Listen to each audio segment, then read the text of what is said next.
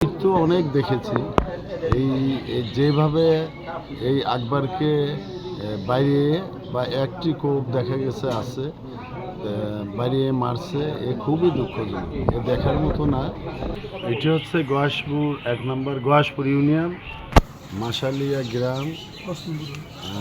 এইটা মাসালিয়া গ্রামের পূর্বপাড়া, তার আরেকটা নাম হচ্ছে গুনিপাড়া। এইখানে যারা মারছে তারা আকবর হোসেন,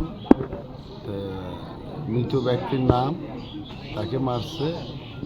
এখানে সবচেয়ে আশ্চর্য বিষয়, আমি এই শ্রীপুর উপজেলায় যতগুলো মার্ডার দেখছি, সেই গ্রামে সমস্ত লুটপাট হয়ে, বাড়িঘর দরজা ভাঙচুর হয়ে, এবং এই গত কিছুদিন আগে সবদালপুর ইউনিয়নে আমতল গ্রামে যে দুর্ঘটনা ঘটছে, তা এখানে কিছুই ঘটে নাই।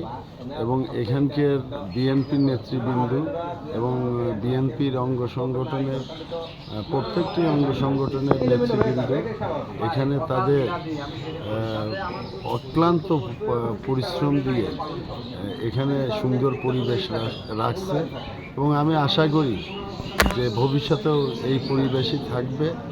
ইনশাল্লাহ এখানে কোনো সমস্যা হবে না। তবে খুবই দুঃখজনক যে মৃত্যু অনেক দেখেছি। যেভাবে এই আকবরকে বাইরে বা একটি কোপ দেখা গেছে আছে বাইরে মারছে, এ খুবই দুঃখজনক, এ দেখার মতো না। আর আল্লাহর কাছে কামনা করি এই ধরনের মৃত্যু যেন কারোর না হয়। এখানে আমাদের এসপি মহোদয় আসছিলেন, মাগুরা জেলার ওসি সাহেব আজকেও আসছিল, জানাজায় শরিক হয়েছে, এবং উনি জানাজায় বক্তব্য দিয়েছেন।